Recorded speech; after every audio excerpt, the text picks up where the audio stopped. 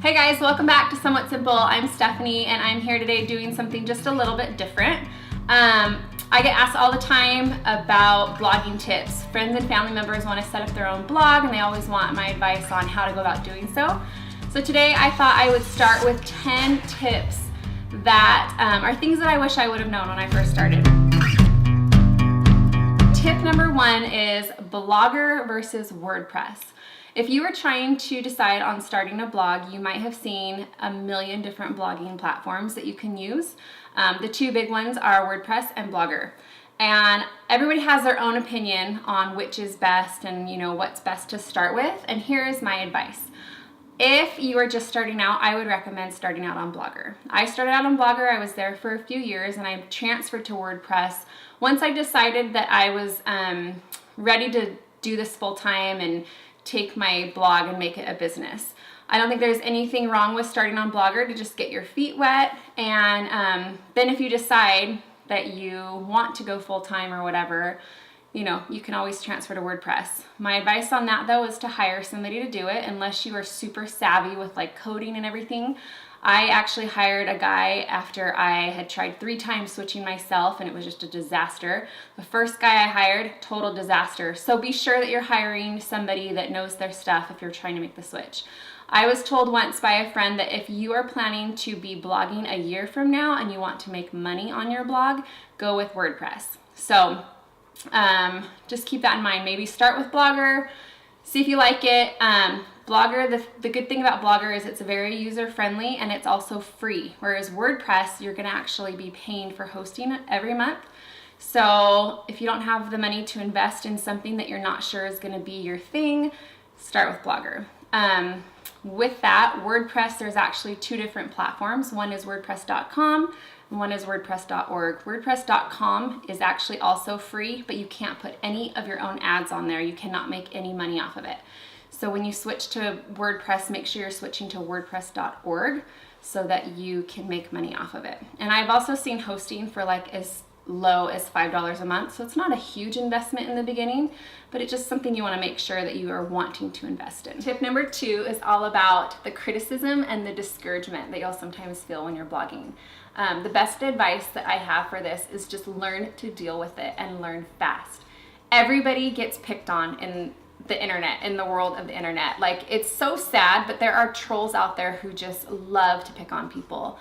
I was just talking with a friend the other day who recently started a parenting blog, and yay for her, she was actually, one of her stories was featured on their local news channel, which sent a ton of traffic to her tiny little blog. She's been blogging for less than a year.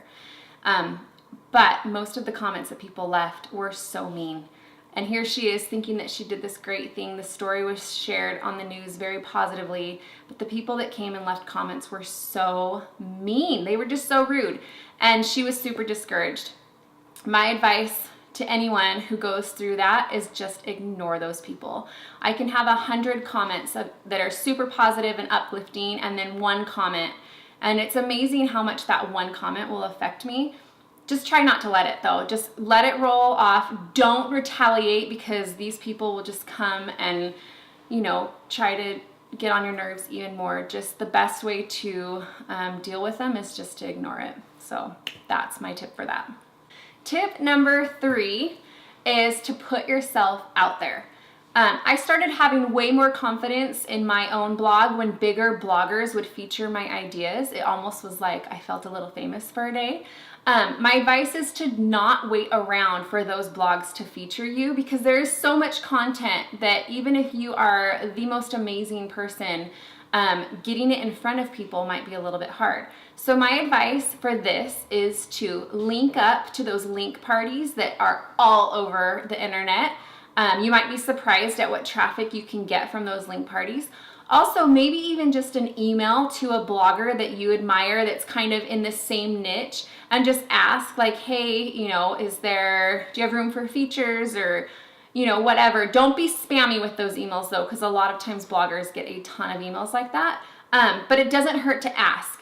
The other thing is maybe find bloggers that are similar in size to you and ask if they'll do a blog swap. In the beginning of blogging for me, every Friday was dedicated to switching blogs with somebody. So they would post something on my site and I'd post on theirs. And it was a great way to share an audience and kind of build each other. So put yourself out there and just don't be afraid to ask, for features or whatever. The other things to remember, social media is huge, so put yourself out on social media. You should be pinning all of your content, sharing it on Facebook, even when you think no one is looking, even when you have 2 Facebook fans, put your content out there. You will be surprised at how much it will pick up. And it's usually super random too. It's not like sometimes I think, oh, this is such an awesome recipe, and then it does horribly on Facebook, whereas another thing will do super well that I never saw coming. So just put it out there and just don't be afraid to put everything out there. Tip number 4 is all about growing your blog and making sure that it's really authentic. When I first started blogging, there were a lot of people who were buying subscribers, which is a thing. You're buying Instagram and Facebook fans, which is still a thing. Don't do that. Grow authentically and just know that it's going to take time to grow. I'm talking years of growth. You cannot expect to get rich overnight. You can't expect to even make a penny overnight. It's going to take some time, but it is such a fun field. And if you're working on your passion, it won't be hard to do for a year or more if you're not getting paid for it. So grow authentically. Tip number 5 will speak to mostly probably the moms out there. Tip 5 is to keep your priorities in check. And what that means is just to really put what's important first. I love blogging. I could spend all day on my laptop. I love to learn about things. I love to adjust things on my site, add new content. I literally could spend from sunup to sundown just blogging. But I'm also a mom of 5 little kids who need my attention. And I really love being a mom first. And so it's really easy for me to get caught up and get lost, behind my laptop. But I don't want to look back on this time and regret blogging all of these days as the days just pass on by. So for me, in order for me to keep my priorities in check, I have to set my own business hours. And even when blogging wasn't necessarily a business for me, I would have to limit it to set hours, and then I wouldn't feel guilty spending 1 or 2 or 3 hours on my blog if I knew that that's what I felt good at, that's what my priority was, and that I can take care of my kids, on the off business hours. So keep your priorities in check so you don't have any guilt. Mom guilt. It's huge. Tip number 6 is a huge one. You guys, listen to this. Okay. Pictures matter. They are so important. I don't care what kind of blog you are writing about. If it's a mommy blog, a craft blog, a recipe blog, a travel blog, your pictures matter so much, especially now in the age with Pinterest where everything is so visual, and that is going to be the driving force to your site. It's also going to be what keeps them coming back to your site. So case in point, in 2009, I would work on a craft and I would make the cutest little thing you ever did see. And then it's getting late, the kids are in bed, I would grab my cell phone, 2009 cell phone by the way, and I would snap a picture with it and I would upload it, and I would make this blog post so pretty with this tiny little image that was more black than you could even see. It was disgusting. My pictures were horrible. I don't know why anybody would even come back to my site. Seriously, find a post from 2009, you will know what I'm talking about. So now though, I make sure that my pictures are big and they're bright and they're beautiful. This matters so much. I can't even stress it to you. Do me a favor and make your blog pictures as big as you possibly can, and practice with photography, get it looking good. You seriously, that is like the most important tip. Pictures, pictures, pictures. Tip number 7 is to find the sweet spot of how much personality you're going to put into your blog versus the actual content. So this is kind of confusing because I do a blog that's like a creative lifestyle blog. So people come to my site for recipes and crafts and travel tips. They don't necessarily come to my blog for me. So if I put too much of my personal stuff in there, if I'm writing too much about my family, it might not be as attractive to my readers. Whereas someone who's doing just a strictly lifestyle blog, it's totally different. So you have to find your voice, you have to use your personality, and use your personality, because there's nothing better than building a loyal audience who love you, the blogger. But just be careful. Just a little story. I actually years ago was featuring a blogger. She made the cutest little project, and I showcased it on my site and had all my readers jump over to her. She's just had a small, just starting out blog. And the day that that feature went live was a day that she wrote all about her dad dying. And he had been gone for a really long time, but she was, remembering him in this blog post, which is sweet and it's totally fine. But my readers who were really upbeat and wanted to see the creative side went to her blog, and I had so many comments about, oh my gosh, this is so depressing or whatever. So just be careful with your niche and find your personality and then stick with it. Infuse as much or as little as you feel comfortable with doing. Tip number 8, especially if you're first starting blogging, is don't rely on blogging to define yourself, or just realize that there's more to this world than blogging. I used to stress over getting a post up every single day, and there were nights that I'm like, oh my gosh, I forgot to publish this, or whatever, and it would just stress me out.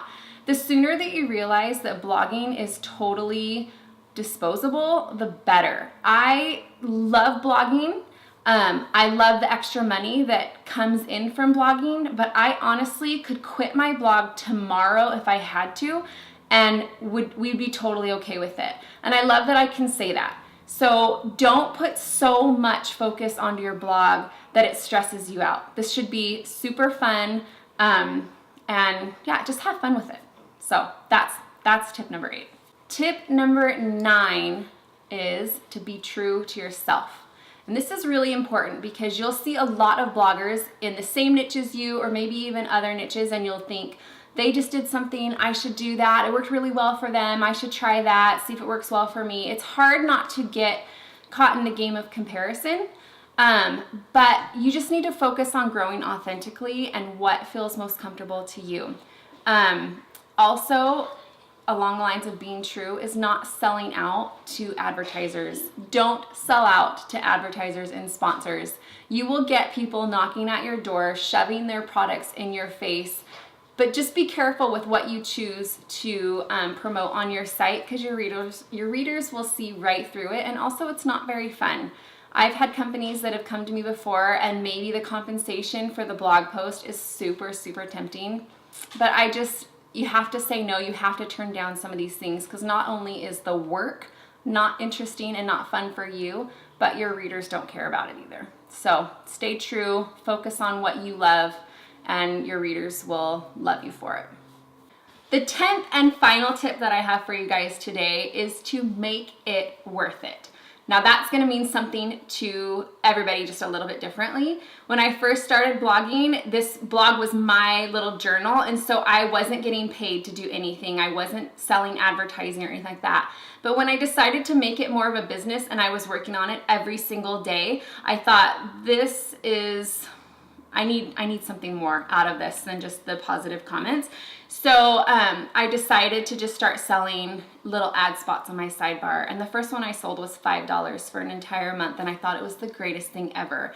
Since then, I now am a part of different ad networks, and I'm with some PR companies that send me sponsored posts. There is so much to make when you're blogging. There's so much good that can come out of it.